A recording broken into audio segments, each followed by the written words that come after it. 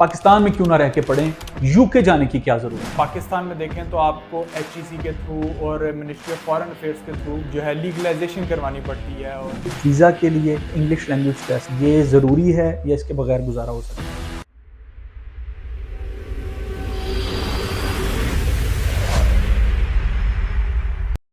अस्सलामुअलैकुम ख़वातीन व हज़रात, उम्मीद करता हूँ कि आप खैरियत से होंगे। मैं हूँ मज़हर हयात और आज मैं लेकर आया हूँ आपके लिए नेक्स्ट स्टॉप यूरोप का एक most awaited long awaited episode.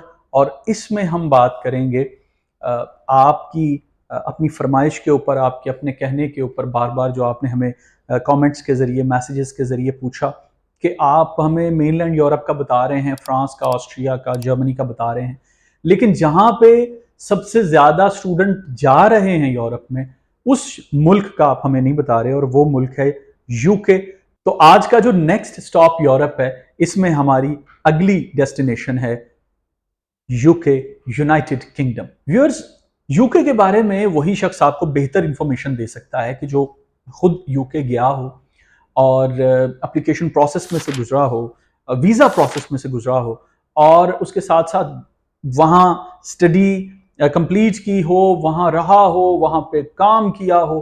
तो वही शख्स आपको अपने तजुर्बे से, अपनी स्टडी से, अपने एक्सपीरियंस से बेहतर, बाकी लोगों से ज़्यादा बेहतर बता सकता है कि यूके जाना क्या प्रोसेस है, यूके में रहना क्या प्रोसेस है।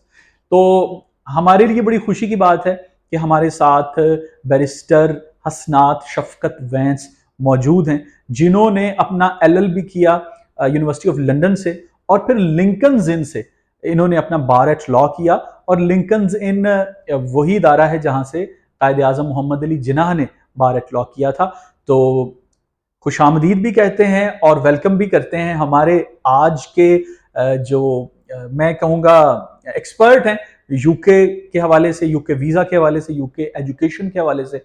तो आज हसनात शफकत वैंस से, बैरिस्टर हसनात शफकत वैंस से आज हम गुफ्तगू करते हैं। पहली बात, यूके जाएं क्यों, मतलब हम पाकिस्तान में क्यों ना रह के पढ़ें, यूके जाने की क्या ज़रूरत है। ये ऑब्वियसली ये वन ऑफ द मोस्ट जो है आस्क्ड क्वेश्चन है लोगों का कि व्हाई यूके।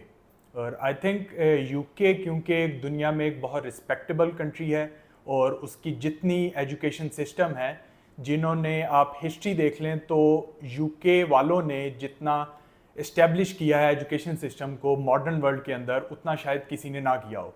और यूके की हर यूनिवर्सिटी रिकग्नाइज्ड है थ्रू आउट द वर्ल्ड।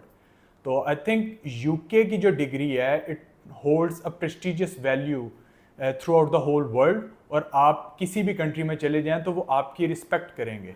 जिस तरह अगर आप पाकिस्तान में देखें तो आपको एचईसी के थ्रू और मिनिस्ट्री ऑफ फॉरेन अफेयर्स के थ्रू जो है लीगलाइजेशन करवानी पड़ती है और अटेस्टेशन करवानी पड़ती है। यूके की डिग्री को ये चीज़ें फेस नहीं करनी पड़ती, because they are recognised everywhere. तो आई थिंक यूके की डिग्री अगर आपके पास हो तो आप पूरी दुनिया में आपकी डिग्री की रिस्पेक्ट होती है, आपको एक अच्छा एजुकेटेड पर्सन समझा जाता है just because you have studied in the UK.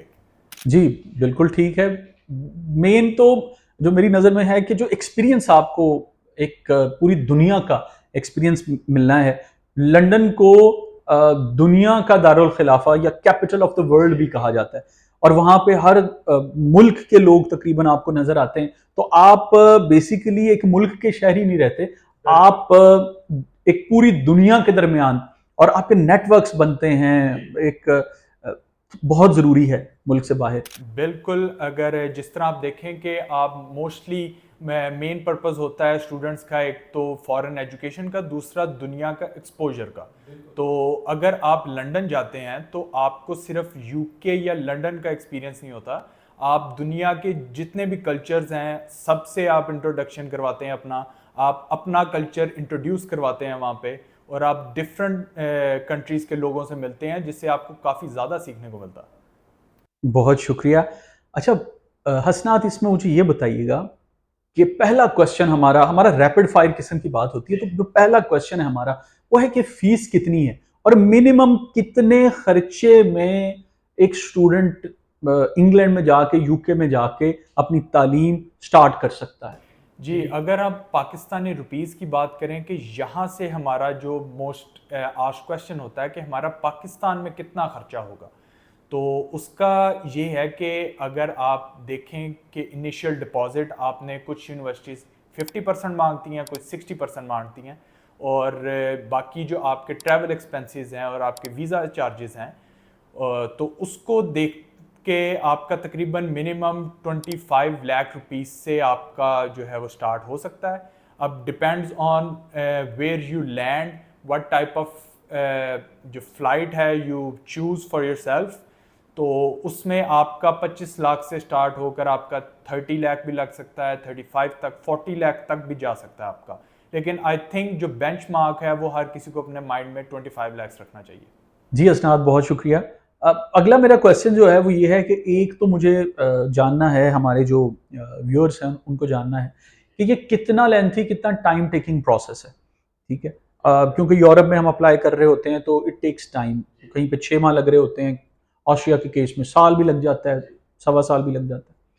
तो अप्लीकेशन टू अराइवल, एप्लीकेशन और वहाँ यूके में पहुंचना, ये कितना टाइम लगता है? और इसके साथ ही मैं एक और क्वेश्चन जो है वो जोड़ रहा हूँ, और वो ये कि एडमिशन के लिए, वीज़ा के लिए क्या language test, English language test ये ज़रूरी है या इसके बगैर गुजारा हो सकता है?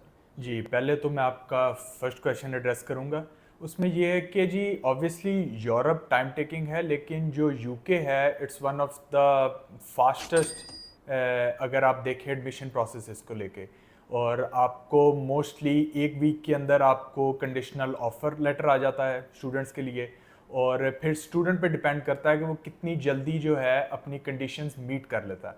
और अगर एडमिशन अप्लाई करने से पहले ही स्टूडेंट की सब कंडीशंस मीट हो रही हैं, तो आपको डायरेक्टली अनकंडीशनल ऑफर भी आ जाता है, जिसके बाद आप इनिशियल डिपॉजिट पे करके with in I think a month आपको जो है कैश लेटर है, जो confirmation of acceptance of studies है, वो आपको रिसीव हो सकता है। और आपके सेकंड क्वेश्चन की तरफ आ जाएं तो बिल्कुल आपने काफ़ी देखा होगा कि इन द रीसेंट पास्ट लोगों का MOI पे एडमिशन्स हुए हैं, उनके इंग्लिश रिक्वायरमेंट जो है, लैंग्वेज रिक्वायरमेंट, वो वेव हो गई हैं। लेकिन मई 2025 में जो new policy, new white paper release किया है यूके में, उन्होंने काफ़ी फोकस किया है इस पॉइंट पे कि लैंग्वेज बैरियर क्योंकि बहुत ज़्यादा है, लोग MOIs पे आते हैं, तो इंग्लिश जो लैंग्वेज टेस्ट है वो ऑलमोस्ट कंपलसरी है।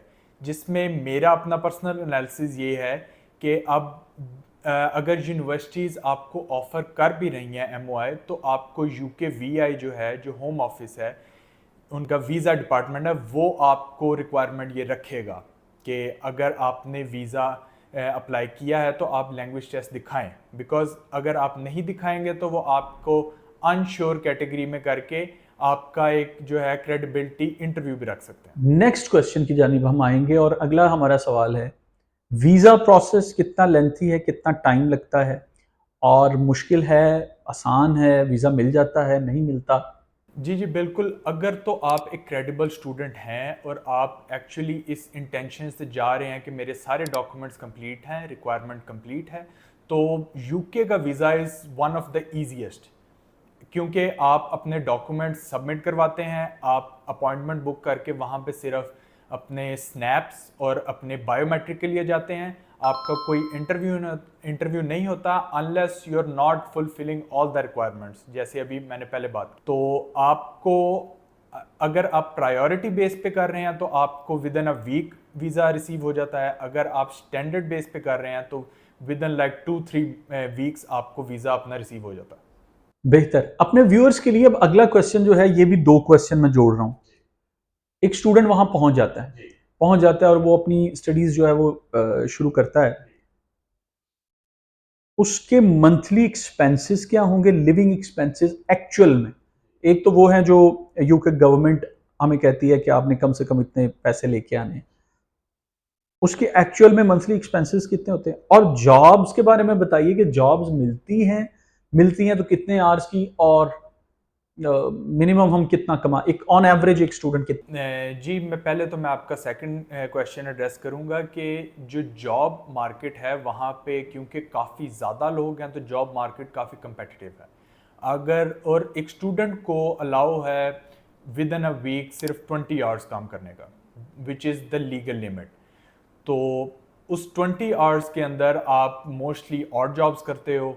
आप क्योंकि वहाँ पे भी अब अनपेड इंटर्नशिप का कल्चर काफ़ी ज़्यादा हो गया, क्योंकि स्टूडेंट्स इतने ज़्यादा हैं, कंपेटिटिवनेस बहुत ज़्यादा है।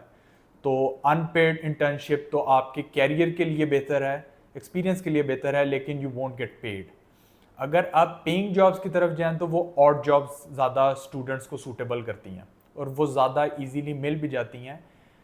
तो I think most of the odd jobs pay the minimum wage to the students which is around 12 to 13 pounds per hour. तो अगर आप अपना 20 घंटे हफ्ते का काम कर रहे हैं तो आप हफ्ते का अराउंड जो है इसको आप अगर मल्टीप्लाई कर लें तो अराउंड 250 to 300 पाउंड जो है आप हफ्ते का अर्न कर सकते हैं। इसको अगर आप मंथली बेस पे ले जाएं तो आपको 1000 to 1200 पाउंड्स आप मंथली कर सकते हैं। अब आपका जो पहला क्वेश्चन है एक्सपेंसेस के हवाले से, जो नॉर्मल एक अगर आप स्टूडेंट अकोमोडेशन में अपना अप्लाई करते हैं तो उसका तो ये है कि जितना अर्ली अप्लाई करेंगे आप, अपना जितना अर्ली रूम रिज़र्व कर लेंगे उतना चीपेस्ट मिल जाएगा। जितना आप अपनी डिपार्चर के करीब जाके अप्लाई करेंगे उतना आपको एक्सपेंसिव मिलेगा। लेकिन आई थिंक जो ऑन एवरेज है आपको a bit away from central London आपको 800 to 1000 पाउंड्स पर मंथ के अंदर एक रूम मिल सकता है आपको, which is just a room with a bath and it's mostly in a shared flat, जिसमें आपकी जो कॉमन स्पेस है वो शेयर्ड होती है, जिसमें किचन और living area, but you get your own personal room. अगर आप सेंट्रल लंदन के अंदर रहने के विश करते हैं तो आपको अराउंड 2000 पाउंड सिर्फ अपना लिविंग एक्सपेंस, अपना जो रेंट है और अपने जो यूजुअल बिल्स हैं उसके लिए आपको साइड पे रखना पड़ेगा। और अगर जो बाकी एक्सपेंसेस हैं आपके, जिसमें ट्रैवल कॉस्ट है और आपके खाने पीने का है, वो totally depends on the person कि वो किस तरह रह रहा है। लेकिन I think minimum you need 600 to 700 pounds per month, जिस तरह से इन्फ्लेशन है और जिस तरह से महंगाई है वहाँ पे। जी बहुत बेहतर। अब एक एक्सपीरियंस्ड स्टूडेंट होने के नाते आपने यूनिवर्सिटी ऑफ लंदन में भी पढ़ा और आपने लिंकन इन से बार एट लॉ किया और आप वहाँ रहे भी। तो एज एन एक्सपीरियंस्ड स्टूडेंट आपकी क्या राय है और मैं कहूँगा क्या मैसेज है for the students overall UK के लिए, जो स्टूडेंट्स एस्पायर करते हैं उनके लिए जो मैसेज आप? जी, आई थिंक सबसे पहले तो जो स्टूडेंट्स का कंसर्न होता है it's the finances. UK obviously one of the most expensive places to study है। तो अगर तो आप अफोर्ड कर सकते हैं तो it's I think one of the best place to go and study and to get your exposure and to like meet the whole world, because आपको एक पूरी दुनिया मिलेंगे। सेकेंडली, जिस भी यूनिवर्सिटी से डिग्री लेंगे वो throughout the world recognise को कैरियर अपॉर्चुनिटीज़ और जॉब अपॉर्चुनिटीज़ आपके फील्ड के हिसाब से यूके में काफ़ी ज़्यादा मिल सकती हैं। अगर आप एक आउटस्टैंडिंग स्टूडेंट हैं और आप एक्चुअली इस माइंड से वहाँ पे गए हैं कि मैंने अपनी कैरियर के हिसाब से करना है, I am gonna stick to my field, तो आपको वहाँ पे काफ़ी अपॉर्चुनिटीज़ मिल जाएंगी, आपको वहाँ पे सेटल डाउन होने के काफ़ी ऑप्शंस मिल जाएंगे। तो आई थिंक आपने अगर अपना फ्यूचर बिल्ड करना है एक स्टूडेंट ने and they're thinking about growing their career, तो UK is one of the best places in the world to do that. बहुत शुक्रिया हसनात। बैरिस्टर हसनात शफकत वैंस हमारे साथ थे। तो स्टूडेंट्स या पेरेंट्स जो इस वीडियो को देख रहे हैं, बड़ी तफसील के अंदर हमने आज डिस्कस करने की कोशिश की कि यूके जाना क्यों ज़रूरी है, तकरीबन कितने पैसे चाहिए पाकिस्तान से यूके जाने के लिए, और जॉब्स मिलती हैं नहीं मिलती, ख़र्च कितना होता है नहीं होता, और आखिर पे मैसेज था हसनात की जानिब से कि ज़रूर जाना चाहिए क्योंकि जो अपॉर्चुनिटीज़ यूके प्रोवाइड करेगा वो सेकंड टू नन है पूरी दुनिया में। तो हमारा चैनल जो है पाक यूरो लिंक्स का, उसे सब्सक्राइब कीजिए, इस वीडियो को लाइक कीजिए, इस वीडियो को शेयर कीजिए उन तमाम स्टूडेंट्स के साथ, उन तमाम पेरेंट्स के साथ जो कंसर्न्ड हैं अपने और अपने बच्चों के फ्यूचर के लिए। मैं हूं मजहर हयात और ये है next stop Europe. Next stop Europe के अगले एपिसोड के लिए हमारा ये चैनल लाइक और सब्सक्राइब करना ना भूलिएगा।